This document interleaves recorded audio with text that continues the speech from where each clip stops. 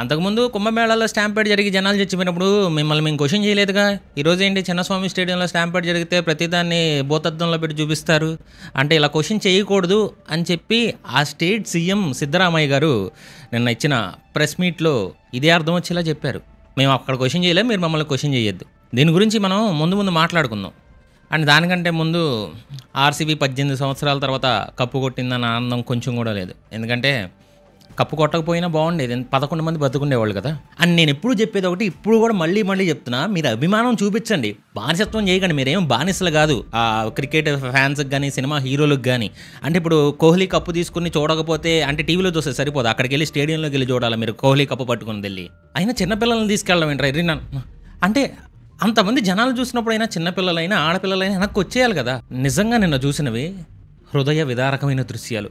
Police ఒక పిల్లని తీసుకెళ్లడం, అందరికీ ఊపిరి కొట్టడం, ఒక చిన్నపిల్ల చనిపోవడం. గ్యాంబ్లింగ్ అండ్ బెట్టింగ్ మన ఫైనాన్షియల్ హెల్త్కి హానికరం. అడిక్ట్ అయ్యే ఛాన్స్ ఉంది. మీ జేబులు ఖాళీ అవుతాయి. బెట్టింగ్ చేయకండి, చేసే వాళ్ళని ఎంకరేజ్ చేయకండి. ఇప్పుడు కొంచెం క్లియర్గా మాట్లాడుకుందాం, అసలు ఎక్కడ తప్పు జరిగిందో కూడా చూద్దాం. ఐపీఎల్ 2025 ఫైనల్ ఆర్సీబీ పంజాబ్ని గెలిచింది, అది ఆల్రెడీ మనకు తెలుసు. గ్రాండ్ సెలబ్రేషన్స్ గట్టిగా పెరేడ్లో ప్లాన్ చేశారు విక్టరీని ఆర్సీబీ చిన్నస్వామి స్టేడియంలో. టీం June 3 గెలిచారు. June 4 బెంగళూరులో ల్యాండ్ అయ్యారు, ఆఫ్టర్నూన్కి ల్యాండ్ అయ్యారు. అండ్ వాళ్ళని గ్రీట్ చేయడానికి Karnataka deputy chief minister DK Shivakumar గారు ఎయిర్పోర్ట్కి వెళ్ళి వాళ్ళని గ్రీట్ చేశారు. అండ్ వాళ్ళతో పాటే ఉన్నారు. టీం మొత్తం బెంగళూరు చిన్నస్వామి స్టేడియంకి ఎయిర్పోర్ట్ నుంచి బస్సులో వస్తున్నారు. అండ్ తెలుసు 18 సంవత్సరాల తర్వాత కప్పు కొట్టారు కాబట్టి జనాలు ఎక్కువ వస్తారని తెలుసు. చిన్నస్వామి స్టేడియం కెపాసిటీని మించి వస్తారని కూడా అంచనా వేయాలి, ఎందుకంటే 18 సంవత్సరాలు అయింది కదా. సో క్రౌడ్ కూడా హ్యూజ్ నెంబర్స్లో రావచ్చని ఎక్స్పెక్ట్ చేశారు. సో అరేంజ్మెంట్స్ అన్ని ప్రాపర్గా మేనేజ్ చేయడానికి పోలీసులు ఒక ప్లాన్తో అయితే ఉన్నారు. ఆ బస్సు వెళ్ళే రూట్లో చిన్నస్వామి స్టేడియంలో మొత్తం దాన్ని అబ్జర్వ్ చేయడానికి దాదాపు 5,000 మంది పోలీసుల దాకా ఉన్నారు. అండ్ ఆఫ్టర్నూన్ నుంచి మధ్యాహ్నం నుంచి క్రౌడ్ రావడం కూడా స్టార్ట్ అయింది. 2 PM ఫ్యాన్స్ అప్పుడే 2 PMకి చిన్నస్వామి స్టేడియంకి నెమ్మదిగా అక్కడ క్రౌడ్ పెరగడం మొదలైంది. అండ్ అది కూడా ఈవెంట్కి కొన్ని గంటలకు ముందే వచ్చేసిన వాళ్ళు. అండ్ అక్కడ జరిగేది ఒక పబ్లిక్ విక్టరీ పెరేడ్. అండ్ 3 అయింది. 2 గేట్లు ఓపెన్ చేసి కొంత టైం పీరియడ్లోనే స్టేడియం కెపాసిటీ ఫుల్ అయిపోయింది. అంటే ఫుల్ సీటింగ్ కెపాసిటీ వచ్చేసింది ఓపెన్ చేసిన కొద్దిసేపటికి గేట్లు. సో అఫీషియల్స్ ఏం చేశారు, ఫర్దర్ ఎంట్రీని ఇంకా ఆపడానికి అని చెప్పేసి గేట్స్ని క్లోజ్ చేశారు. 3 PM నుంచి ఏమైందంటే ఇంకా గేట్స్ క్లోజ్ చేసేయంగానే గేట్స్ బయట ఉన్న కొన్ని వేల మంది గ్యాదర్ అయ్యారు కదా, ఇంకా గేట్లు ఓపెన్ చేయమని అరవడం అంటే కొంచెం రచ్చలాగా మొదలైంది. అండ్ ఇక్కడ 3 మెయిన్ గేట్స్ ఉన్నాయి, గేట్ 3, గేట్ 12, గేట్ 18. ఈ గేట్స్ క్లోజ్ చేయగానే ఐరన్ గేట్స్ కదా, వెనకాల ఉండే ఫ్యాన్స్ గేట్స్ మీదకి వీళ్ళని ప్రెస్ చేయడం మొదలెట్టారు. అండ్ ఆఫ్ కోర్స్ ఎంత క్రౌడ్ గేట్స్ మీద ప్రెస్ చేస్తుంది, గేట్ ఓపెన్ అవ్వదు, ఆ ప్రెషర్ పడిపోద్ది కదా మనుషుల మీద. గైస్ కొత్త వాళ్ళు చూస్తున్నారు, ఈ వీడియోలో ఇంకా చాలా మంచి ఇన్ఫర్మేషన్ ఉంది. సో ఖచ్చితంగా కొత్త వాళ్ళు కానీ ఆల్రెడీ ఉన్న సబ్స్క్రైబర్స్ కానీ వీడియోని మీకు కావాల్సిన వాళ్ళకి షేర్ చేసి చూడమని చెప్పండి. స్టాంపేడ్ టిప్స్ కూడా ఇందులో ఇంక్లూడ్ చేశాను లాస్ట్లో. అండ్ కొత్త వాళ్ళు ఛానల్ని సబ్స్క్రైబ్ చేసుకొని చూస్తే మాకు ఇంకా కొంచెం బూస్టప్గా ఉంటుంది ఇలాంటి వీడియోస్ మరిన్ని మీ ముందుకు తీసుకురావడానికి. అండ్ వీడియోని లైక్ చేసి షేర్ చేస్తారని అనుకుంటున్నాను. అండ్ ఇంకా వీడియో కంటిన్యూ చేద్దాం. అండ్ అప్పటికే ప్యానిక్ మొదలైంది. బ్యారికేడ్స్ దగ్గర ఏమో ఓవర్ క్రౌడ్ ఉంది. 3:14 PMకి ఆర్సీబీ మేనేజ్మెంట్ పోస్ట్ చేసింది సోషల్ మీడియాలో, ఈ పెరేడ్ అనేది 5 PMకి స్టార్ట్ అవుతుందని. ఆ తర్వాత స్టేడియం సెలబ్రేషన్స్ ఉంటాయంట. అండ్ ఇదే టైంలో వాళ్ళు ఏం చేశారంటే లిమిటెడ్ ఫ్రీ పాసెస్ అని చెప్పి ఆన్లైన్లో అవైలబుల్గా పెట్టారు. అసలు ప్రాబ్లం ఇక్కడే వచ్చింది. సో ఇక్కడ చాలామంది ఏమైందంటే అక్కడ ఆన్లైన్లో స్టేడియం దగ్గర కూడా తీసుకోవచ్చు అని చెప్పేసి, ఒకవేళ వీళ్ళ దగ్గర టికెట్స్ లేకపోయినా సరే పాసెస్ వస్తాయని ఆశతో ఎక్కువ మంది వచ్చేసారు స్టేడియంకి. అండ్ 3:30 PMకి అన్ని గేట్స్ క్లోజ్ చేశారు. ఇదే ఒక రకంగా స్టాంపేడ్కి దారి చేసింది. ఆ క్రౌడ్ ఎంత ఎక్కువ ఉందో మీకు ఒక ఎగ్జాంపుల్ చెప్పనా, 5,000 మంది పోలీసులు ఉన్నా సరే ఆ క్రికెట్ స్టేడియంకి 1 కిలోమీటర్ రేడియస్లోనే దాదాపు 50,000 మంది ఉన్నారంట జనాలు. అండ్ చాలామంది గేట్లను తోయడానికి చూశారు, కొంతమంది బ్యారియర్స్ ఎక్కి క్లైమ్ చేయడానికి కూడా చూశారు. అండ్ పోలీసులు కూడా ఎంత కంట్రోల్ చేయడానికి చూసినా ఆ సిచ్యువేషన్ అవుట్ ఆఫ్ కంట్రోల్ అయిపోయింది. అండ్ సిద్ధరామయ్య గారు ఏం చెప్పారంటే అవి చాలా చిన్న గేట్లు అవడం వల్ల, పీపుల్ దాని నుంచి వద్దాం అని అనుకోవడం వల్ల, గేట్లు ఎరగడం వల్ల ఇలాంటి స్టాంపేడ్ టేక్ ప్లేస్ అయింది. ఇంతమంది క్రౌడ్ వస్తారని ఎవరు ఎక్స్పెక్ట్ చేయలేదు. ప్రైమా ఫాసీ అలాగే ఉంది, నేనేమి ఇది ఇక్కడ ఏమీ జరగలేదు అలాంటిది ఏమీ లేదు అనట్లేదు, ఎంక్వైరీ జరుగుద్ది. అండ్ ఒక దాదాపు 1,50,000 మంది దాకా గేట్ల దగ్గరికి వచ్చేసారు. గేట్ల దగ్గరికే 1,50,000 మంది రావడం వల్ల తోపులాట జరిగింది. అండ్ ఆ స్టేడియం కెపాసిటీ ఏమో 35,000. మొత్తం స్టేడియం లోపల బయట రోడ్ల మీద దాదాపు 2 నుంచి 3 లక్షల మంది దాకా వచ్చేసారు. అందుకే పోలీసులు కూడా కంట్రోల్ చేయలేకపోయారని చెప్పారు. అండ్ ఎంక్వైరీ కూడా వేస్తున్నాం, ఒక 15 రోజుల్లో రిపోర్ట్ వస్తుంది, అప్పటి వరకు మీరు సంయమనం పాటించాలి, మా తప్పేమీ లేదు అన్నట్టు కూడా మేము కావాలని చేసింది కాదు, క్రౌడే ఎక్కువ వచ్చారు, పోలీసులు ఏం చేయలేకపోయారని చెప్పారు. అండ్ ఈ స్టాంపేడ్లో దాదాపు చిన్నస్వామి స్టేడియం దగ్గరలో 11 మంది చనిపోయారు అండ్ 50 మంది దాకా హాస్పిటల్లో జాయిన్ అయ్యారు. హాస్పిటల్లో జాయిన్ అయిన వాళ్ళందరూ సేఫ్ అనే రిపోర్ట్స్ వస్తున్నాయి, కానీ 11 మంది అయితే చనిపోయారు. అండ్ చనిపోయిన 11 మందిలో ఒక్కొక్కరిది ఒక్కొక్క స్టోరీ. ఒక కుటుంబం అయితే ఆల్రెడీ మేము కొడుకుని కోల్పోయాము, దయచేసి పోస్ట్ మార్టం చేసి వాడి బాడీ పార్ట్స్ కోసి ఇవ్వకుండా ఆ బాడీని అలాగే ఇవ్వండి, మేము తట్టుకోలేము అన్నారు. పోస్ట్ మార్టం ಏನು ಬೇಡ ಸರ್, ಆಗೋಗ್ಬಿಟ್ಟಿದೆ. అండ్ చనిపోయిన వాళ్ళలో 14 సంవత్సరాల అమ్మాయి కూడా ఉంది. ఇంకా ఒక టెక్ ఫామ్లో జాయిన్ అయిన న్యూ జాయిన్ అయి ఉన్నాడు. పానీపూరి వెండర్ యొక్క కొడుకు ఉన్నాడు. అండ్ కొంతమంది ఫ్యాన్స్ చనిపోయిన వాళ్ళని లైవ్లో చూశారు, కానీ వాళ్ళైతే సేవ్ చేయలేకపోయారు. ఎందుకంటే స్టాంపేడ్ ఆల్రెడీ వాళ్ళు సేవ్ చేసుకోవడానికి చూసుకోవాలి కదా. ఆ స్టాంపేడ్లో ఇంకోళ్ళు సాయం చేయడానికి వెళ్తే ఇంకా కయాస్ ఎక్కువ అయింది, నిజమే. అండ్ ఒక స్టాంపేడ్ సర్వైవర్ ఇలా చెప్పాడు, నా ముందే ఒక 3-4 దాకా చనిపోయారు, కానీ నేనేం చేయలేకపోయాను, చూస్తూ ఉండడం తప్ప. అండ్ న్యూస్ ఛానల్స్ వెరిఫై చేసిన ఒక ఐ విట్నెస్ది స్టేట్మెంట్ కూడా ఇక్కడ యాడ్ చేయాలి. ఒక 600-700 మంది దాకా ఉన్నారంట, ఎస్పెషల్లీ ఉమెన్. అక్కడ గేట్ ఓపెన్ చేయగానే టికెట్స్ లేకపోయినా వచ్చిన వాళ్ళు ఆ గేట్ ఓపెన్ చేయగానే తోపులాట్లో లోపలికి వెళ్దామని చూడడమే ఈ స్టాంపేడ్కి దారి తీసిందని ఒక ఐ విట్నెస్ చెప్తున్నాడు. అండ్ టీమ్ రోడ్ షో కూడా క్యాన్సిల్ అయిందంట. చాలామంది ఆల్రెడీ స్టేడియం దగ్గర గ్యాదర్ అయిపోయారు. అండ్ ఉమెన్ ఏమో టికెట్స్ లేకుండా వచ్చారు. పోలీసులు ఆ ఉమెన్ ఆపడానికి ట్రై చేశారు, కానీ వాళ్ళు వినలేదంట, గేట్లు ఎక్కడానికి ట్రై చేశారు. సో వీళ్ళు ఆ గేట్లు ఎక్కి ఆ గేట్ని బ్రేక్ చేయడానికి ట్రై చేసినప్పుడు లోపలికి వెళ్ళే ప్రాసెస్లోనే స్టాంపేడ్ జరిగిందని ఒక ఐ విట్నెస్ చెప్తున్నాడు. అండ్ ఈ స్టాంపేడ్ అంతా జరిగింది మెయిన్గా గేట్ నెంబర్ 7 దగ్గర. అక్కడే సరిగ్గా ప్రాపర్ మేనేజ్మెంట్ లేక ఆ జనాలు కూడా తోకడం వల్ల అంతమంది చనిపోయారు. అండ్ ఈ ఐ విట్నెస్ చెప్పిన దాని ప్రకారం కూడా చాలామంది విక్టిమ్స్ అక్కడ ఉమెన్ కూడా ఉన్నారంట. వాళ్ళు ట్రై చేయడానికి హెల్ప్ చేశాడు, కానీ ఏమీ చేయలేరు, స్టాంపేడ్ కదా. అండ్ నాకు బాగా కోపం తెప్పించిన అస్సలు నచ్చని విషయం ఏంటో చెప్పన, కర్ణాటక సీఎం సిద్ధరామయ్య గారు రెస్పాండ్ అయిన విధానం అయితే అసలు బాలా. అంటే ఒక చావుకు వాల్యూ లేదా? నేను అప్పుడు తిట్టలేదు, మీరు నన్ను ఇప్పుడు తిట్టకండి అన్నాం, ఎంతవరకు కరెక్ట్? కొన్ని సెన్సిబుల్గా మాట్లాడారు, బట్ ఈ ఓట్స్ ఇలాగా దీన్ని కూడా రాజకీయాల్లోకి లాగడం తప్పు జరిగింది. బాధ్యత తీసుకోవడం మంచిది, అంతేగాని నేను బాధ్యత తీసుకోను అప్పుడు మీరు బాధ్యత తీసుకున్నారని అడగడం కరెక్ట్ కాదు. నేను ఇన్సిడెంట్ని డిఫెండ్ చేయట్లేదు. అప్పుడు మీకు కుంభమేళాలో యాక్సిడెంట్ జరిగింది కదా, దాని మీద ఎవరు మేమేమో మాట్లాడలేదు. అండ్ జరిగిన ఇన్సిడెంట్కి కండోలెన్సెస్ చెప్పకుండా దాన్ని కవర్ చేయడానికి కొన్ని మాట్లాడారు. ఇలాంటి స్టాంపేడ్స్ రెగ్యులర్గా జరుగుతూ ఉంటాయి, ఇంకా ఇంతకంటే దారుణమైనవే జరిగాయి, నేను దీన్ని డిఫెండ్ చేయట్లా, ఇవి జరుగుతూ ఉంటాయంట. నేను ఉద్దేశం ప్రకారం ఏంటంటే అక్కడ కుంభమేళాలో 30-60 మంది చనిపోయారు, ఇక్కడ ఒక 11 మంది చనిపోయారు, ఇలాంటి ఇన్సిడెంట్స్ జరుగుతూ ఉంటాయి. దాన్ని గవర్నమెంట్ని మనం క్వశ్చన్ చేయకూడదు. అండ్ తప్పించుకోవడానికి ఇంకొన్ని మాటలు కూడా మాట్లాడారు. అంటే మేము ఆ ఈవెంట్ని మేమేమీ ఆర్గనైజ్ చేయలేదు, అది నాన్ స్టేట్ గవర్నమెంట్ ఆర్గనైజ్ చేసిన ఈవెంట్, క్రికెట్ వాళ్ళది. అయినా సరే మేము పోలీసులకు ఎంటైర్ మొత్తం బెంగళూరు పోలీస్ని ఆ ఈవెంట్ కోసం పంపించాము అని చెప్పారు. మరి మీరు ఈవెంట్కి జస్ట్ పోలీసులు పంపిస్తే గవర్నమెంట్ అధికారులు శివకుమార్ గారు స్టేడియం లోపల ఎందుకున్నారు? మీరు జస్ట్ పోలీసులనే కదా పంపించింది. సో మీకు క్రెడిట్ రావడానికి మేము ఇంత పెద్ద ఆర్గనైజేషన్, ఇంత పెద్ద ఈవెంట్ని మేము క్రికెట్ కోసం చేసామని చూపించుకోవడానికి మీరు పోలీసులను పంపించారు. నేను అలా చూపించుకోవడం తప్పనట్లా, బట్ ఇప్పుడు ఇది జరగంగానే అది మాకు దానికి క్రికెట్కి సంబంధం లేదు అని చెప్పడం తప్పు. అండ్ గవర్నమెంట్ నుంచి ఏదైనా పాజిటివ్ రెస్పాన్స్ వచ్చిందంటే చనిపోయిన ఫ్యామిలీస్కి ఒక 10 లక్షలు అనౌన్స్ చేశారు. ఆయన 10 లక్షలు ఒక ప్రాణం ఖరీదు ఖచ్చితంగా కాదు, ఏమీ చేయలేరు కదా. కాంపెన్సేషన్ అయినా కొంతమందికి ఇస్తే కనీసం వాళ్ళకి ఫ్యామిలీ బ్యాక్గ్రౌండ్ బాగోలేకపోయినా కొంచెం సెటిల్ అయిద్దేమో కదా అని. అందరి ప్రాణాలు 10 లక్షలని ఎవరు అనుకోరు కదా. And Karnataka state cricket association chief finance officer Shivaji Lokre గారు కూడా ఒక 5 లక్షలు అనౌన్స్ చేశారు చనిపోయిన ఫ్యామిలీస్కి.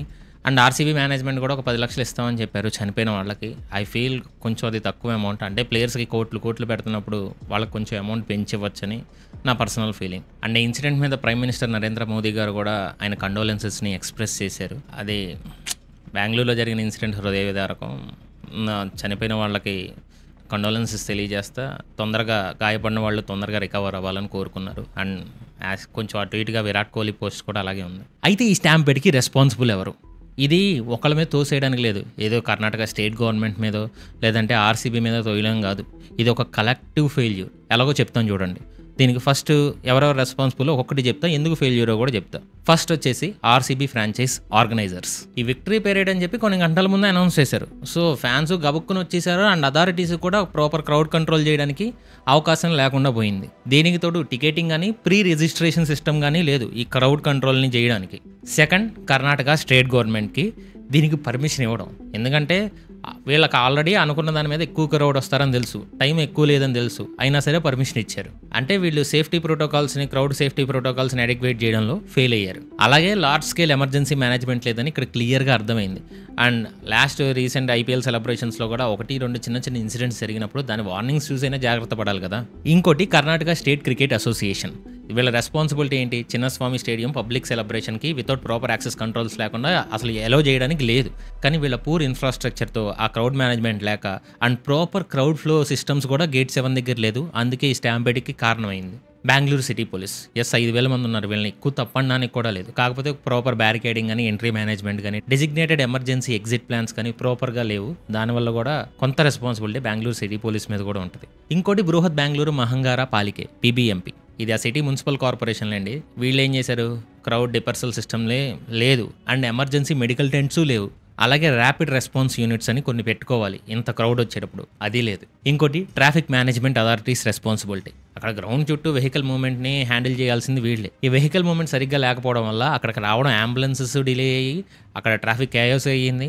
అండ్ ఎవాక్యువేషన్ కూడా తొందరగా చేయడానికి కూడా లేదు. లేదంటే ఆ మృతుల సంఖ్యని ఇంకొంచెం తగ్గించే పని. ఇంకా ఈవెంట్ మేనేజ్మెంట్ ఏజెన్సీకి అంటే ఆర్సీబీ ఏమైనా అవుట్ సోర్స్ ఇచ్చిందా ఈవెంట్ మేనేజ్మెంట్ కానీ తెలియాల్సి ఉంది. ఒకవేళ ఇచ్చుంటే వాళ్ళది కూడా రెస్పాన్సిబిలిటీనే ఉంటుంది. అండ్ కొంతమంది ఒప్పుకోకపోయినా ఆర్సీబీ ఫ్యాన్స్, అక్కడ బ్యారికేడ్స్ జంప్ చేసిన ఆర్సీబీ ఫ్యాన్స్ రిస్ట్రిక్టెడ్ ఏరియాస్లో జంప్ చేయడానికి చూశారు. అక్కడ ప్యానిక్ క్రియేట్ అయింది అండ్ క్రౌడ్ని కంట్రోల్ చేయలేకపోయారు, ఆ క్రౌడ్ మూవ్మెంట్ని. అలాగే ఇంత పెద్ద ఈవెంట్ జరుగుతున్నప్పుడు సిటీ అంతా కూడా మెడికల్ ఎమర్జెన్సీ సెటప్స్ ఉన్నా బాగుండేది. అంటే ఫస్ట్ ఎయిడ్ స్టేషన్స్ కానీ, మొబైల్ ఐసీయూ యూనిట్స్ కానీ, ఇలాంటి లార్జ్ గ్యాదరింగ్స్లో అది చాలా అవసరం కూడా. ఇప్పుడు మీరు ఇవన్నీ విన్నారు కదా, ఇప్పుడు చెప్పండి ఒకళ్ళ మీద తప్పేసాడు అనుకుందా? ఇది ఒక కలెక్టివ్ ఫెయిల్యూర్ కదా. అందుకే నేను అనేది దీనికి అందరూ రెస్పాన్సిబిలిటీ తీసుకోవాలి. అండ్ చనిపోయిన ఫ్యామిలీస్ని వాళ్ళు ఆదుకోగలిగితే ఫైనాన్షియల్గా ఇంకా చాలా బాగుంటుంది. ఎలాగో పోయిన ప్రాణాలు అయితే వెనక్కి తీసుకురాలేరు కదా. అండ్ ఈ సంవత్సరం ఏంటో నాకు అర్థం కాని విషయం ఏంటంటే, ఇదేదో స్టాంపేడ్ నా సంవత్సరం లాగా దగ్గర పెద్ద స్టాంపేడ్స్ ఈ సంవత్సరంలోనే 4-5 జరిగినాయి. May 3న షిర్గావ్ టెంపుల్ ఫెస్టివల్ స్టాంపేడ్, దీని మీద మనం ఫ్యాక్స్ కూడా చేసాం. శ్రీ లైరాదేవి టెంపుల్ గోవా దగ్గర స్టాంపేడ్ జరిగింది. అండ్ ఈ స్టాంపేడ్లో 6 దాకా చనిపోయారు, 100 మంది దాకా క్యాజువాలిటీస్ అయితే ఉన్నాయి. అండ్ ఎర్లీ మార్నింగ్ రిచువల్స్ చేయడం వల్ల ఇక్కడ ఇలా స్టాంపేడ్ జరిగింది. దీనికంటే ముందు కూడా స్టాంపేడ్స్ జరిగినాయి. మహాకుంభమేళ ఆ సిద్ధరామయ్య గారు చెప్పిన స్టాంపేడ్ January 29, 2025 జరిగింది ప్రయాగరాజ్ ఉత్తరప్రదేశ్లో. దాదాపు 30 మంది దాకా చనిపోయారు అండ్ 90 మంది దాకా ఇంజ్యూర్ అయ్యారు. అక్కడ బ్యారియర్ బ్రేక్ అవ్వడం వల్ల ఇంత పెద్ద స్టాంపేడ్ అయితే జరిగింది. ఇంకా Tirumala Tirupati stampede January 8, 2025 Tirumala hills ఆంధ్రప్రదేశ్లో జరిగింది. వైకుంఠ ద్వార దర్శనం దగ్గర 6 దాకా చనిపోయారు, డజన్ల కొద్దీ ఇంజ్యూర్ అయ్యారు. అండ్ అది టికెట్స్ కోసం ప్రాపర్ ఫెసిలిటీస్ లేక స్టాంపేడ్ జరిగింది. ఇంకోటి New Delhi railway station crowd crush February 15, 2025. ఇవన్నీ ఈ సంవత్సరం జరిగిన స్టాంపేడ్సే. మళ్ళీ ఇది కూడా మహాకుంభమేళాకి రిలేట్ అయ్యింది. అంటే ప్యాసింజర్స్ అందరూ మహాకుంభమేళా ట్రావెల్ రష్లో ఉండడం వల్ల ఈ స్టాంపేడ్ జరిగింది. ఇక్కడ కూడా 18 మంది చనిపోయారు. అండ్ నాకు అర్థం కానిది ఏంటంటే, ఎంత జరుగుతున్నా ఎఫెక్టివ్ క్రౌడ్ మేనేజ్మెంట్ కానీ, సేఫ్టీ మెజర్స్ కానీ, ఇలాంటి లార్జ్ గ్యాదరింగ్స్ జరుగుతున్నప్పుడు ఇండియాలో ప్రాపర్గా లేకపోవడం ఒక రకంగా మనం ఎక్కడో తప్పు చేస్తున్నాం అన్న ఫీలింగ్ని క్రియేట్ చేస్తుంది. అండ్ మన ఇండియాలో జరిగిన టాప్ 3 స్టాంపేడ్స్లో కూడా ఫస్ట్ ప్లేస్లో ఉంది కుంభమేళా ఇన్సిడెంట్. 1954లో జరిగింది ప్రయాగ్రాజ్ కుంభమేళా ఇన్సిడెంట్. ఆ ఇన్సిడెంట్ February 3, 1954 జరిగింది. ఆ స్టాంపేడ్లో 316 మంది చనిపోయారు అండ్ 800 మంది దాకా, కొంతమంది 800 మంది అని చెప్తారు, అండ్ ఒక 2,000 మంది దాకా ఇంజ్యూర్ అయితే అయ్యారు. అది కూడా మౌని అమావాస్య బాతింగ్ డే రోజు ఎక్కువ మంది రావడం వల్ల స్టాంపేడ్ జరిగింది. ఇంకోటి 2005 మందేర్ దేవి టెంపుల్ స్టాంపేడ్ మహారాష్ట్ర వాయ్. ఇక్కడ కూడా దాదాపు 258 మంది చనిపోయారు, 200 మందికి ఇంజ్యూరీస్ అయ్యాయి. అక్కడ జారిపోయే మెట్లు ఉండడం వల్ల కొబ్బరికాయలు కొట్టే దగ్గర మిలిగ్రామ్స్ జారిపోయి కింద పడ్డారు. సో అక్కడ ప్యానిక్ క్రియేట్ అయ్యి అక్కడ కూడా 258 మంది చనిపోయారు. ఇంకోటి 2008 Chamunda Devi temple stampede Jodhpur Rajasthan September 30, 2008. ఇందులో కూడా ఈ స్టాంపేడ్లో కూడా 224 మంది చనిపోయారు, 425 మంది గాయపడ్డారు. అండ్ ఇక్కడ బాంబ్ బ్లాస్ట్ ఉందని ఒక రూమర్ క్రియేట్ అవ్వడం వల్ల స్ట్రక్చరల్ కొలాప్స్ జరిగి ప్యానిక్ అయ్యి థౌసండ్స్ ఆఫ్ డివోటీస్ గ్యాదర్ అయ్యారు కదా. సో నవరాత్రి ఫెస్టివల్, దీనివల్ల ఆ బాంబ్ ప్యానిక్ వల్ల అనుకుంటున్నారు సో స్టాంపేడ్ జరిగిందని. ఇవి ఇండియాలో జరిగిన లార్జ్ టాప్ 3 స్టాంపేడ్స్. అయితే ప్రపంచంలో జరిగిన టాప్ 3 స్టాంపేడ్స్ 2015 మైనా స్టాంపేడ్ మక్కా సౌదీ అరేబియా September 24, 2015. దాదాపు ఈ స్టాంపేడ్లో 2,400 మంది చనిపోయారు. ఇంకా 1990 మక్కా టన్నల్ ట్రాజడీ మక్కా సౌదీ అరేబియా July 2, 1990. ఇందులో కూడా 1,426 మంది పిలిగ్రమ్స్ చనిపోయారు. అది కూడా ఒక టన్నల్ దగ్గర జరిగింది. సో హజ్ పిలిగ్రామ్ అక్కడ చనిపోయారు, టన్నల్లో ఓవర్ క్రౌడ్ అవడం వల్ల చనిపోయారు. And 2005 Al Aimmah bridge stampede Baghdad Iraq ఇక్కడైతే 953 మంది చనిపోయారు. ఇది అక్కడ బ్రిడ్జ్ దగ్గర ఉన్నప్పుడు క్రౌడ్‌లో ఎవరో సూసైడ్ బాంబర్ ఉన్నారని ఎవరో అనడం వల్ల అక్కడ స్టాంపేడ్ జరిగి ఇంతమంది చనిపోయారు. అండ్ ప్రతి స్టాంపేడ్‌లో కామన్‌గా జరిగే తప్పేంటో తెలుసా? కొంతమంది ఆకతాయిలు చేసే పని, దానికి వేరే వాళ్ళు బలవుతున్నారు. అండ్ ఈ బలైన వాళ్ళకి స్టాంపేడ్‌లో ఎలా సర్వైవ్ అవ్వాలో తెలియకపోవడం కూడా కొంతమంది ప్రాణాలు తీస్తుంది. సో, నేను ఈ స్టాంపేడ్ జరిగిన ప్రతిసారి అందుకే చెప్తాను. ఈ స్టాంపేడ్‌లో ఎలా వెళ్ళాలి, ఎలాగ సేవ్ అవ్వాలి అనేది. అండ్ మనం ఒక్క ప్రాణం కాపాడినట్టే కదా తెలుసుకుంటే. ఫస్ట్ స్టాంపేడ్స్‌లో మీరు చేయాల్సింది ఏంటంటే కింద పడకుండా మీ ఫీట్ మీద మీరు ఉండడానికే ట్రై చేయండి. అండ్ మీ చెస్ట్‌ని ఆర్మ్స్‌తో క్లోజ్ చేసుకొని బాక్సర్ పొజిషన్‌లో అయినా ఉంచండి.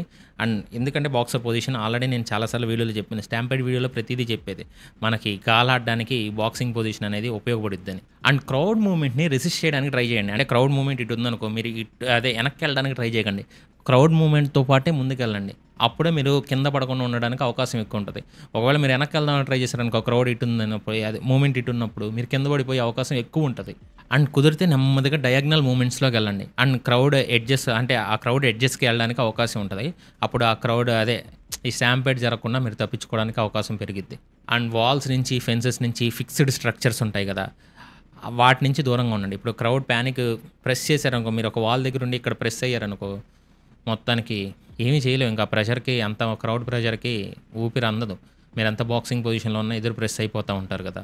సో, ఇప్పుడు యాక్చువల్‌గా నిన్న చిన్నస్వామి స్టేడియం దగ్గర జరిగింది కూడా ఒక రకంగా అదే. గేట్స్‌కి ప్రెస్ చేసి ఇవ్వడం వల్ల అక్కడ ప్యానిక్ క్రియేట్ అయింది. కామ్‌గా ఉండడానికి ప్రయత్నించండి. ఎనర్జీని గెయిన్ చేసుకోండి. షౌటింగ్‌ని అవాయిడ్ చేయండి. ఎందుకంటే జనాలు అరవడం వల్ల ఏంటంటే ఎక్కువ ప్యానిక్ క్రియేట్ అయ్యి ఎక్కువ కేయోస్ జరగడానికి అవకాశం ఎక్కువ ఉంటుంది.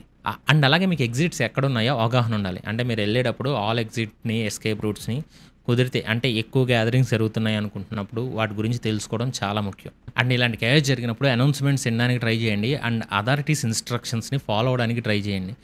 అండ్ కుదిరితే ఎవరన్నా పడిపోతే లేపడానికి ట్రై చేయండి. మీరు సేఫ్టీలో ఉన్నప్పుడు, లేదా మీరు కూడా పడిపోయే అవకాశం ఉంది.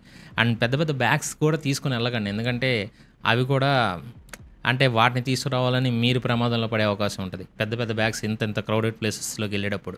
అండ్ ఒకవేళ కింద పడినా సరే ముడుచుకొని చెస్ట్‌ని క్లోజ్ చేసుకొని ఉండండి. అండ్ నేను కూడా మీ నుంచి కోరుకునేది ఒకటే. ఈ స్టాంపేడ్ టిప్స్‌ని ప్రతి ఒక్కళ్ళకి, మీరు కావాల్సిన అనుకున్న ప్రతి ఒక్కరికి షేర్ చేయండి. మనం సినిమాకి వెళ్ళాల్సిన అవసరం లేదు చనిపోవడానికి. లేదంటే ఇలా ఫ్యాన్ మూమెంట్ పెరేడ్స్‌కి వెళ్ళాల్సిన అవసరం లేదు. మనం ఎక్కువగా రెగ్యులర్‌గా వెళ్ళేదేంటి గుళ్ళు. అక్కడ కూడా స్టాంపేడ్స్ జరుగుతున్నాయి కదా. సో, వాటిని మనం అవాయిడ్ చేయలేం. సో, ఈ టిప్స్ తెలుసుకోవడం చాలా ఇంపార్టెన్స్. సో, మీకు కావాలి అనుకున్న వాళ్ళకి ఖచ్చితంగా ఈ వీడియోని షేర్ చేయండి. అండ్ వీడియోని లైక్ చేయండి. అండ్ కొత్త వాళ్ళు ఎవరైనా చూస్తుంటే ఛానల్ని సబ్స్క్రైబ్ చేసి చూడండి. ఇలాంటి ఇన్ఫర్మేటివ్ వీడియోస్ మీ ముందు తీసుకొచ్చినప్పుడు మీకు వెంటనే చూడడానికి అవకాశం ఉంటుంది. అండ్ ఈ వీడియో చివరి వరకు చూసిన ప్రతి ఒక్కరికి లవ్ యూ సో మచ్. ఎప్పటికీ.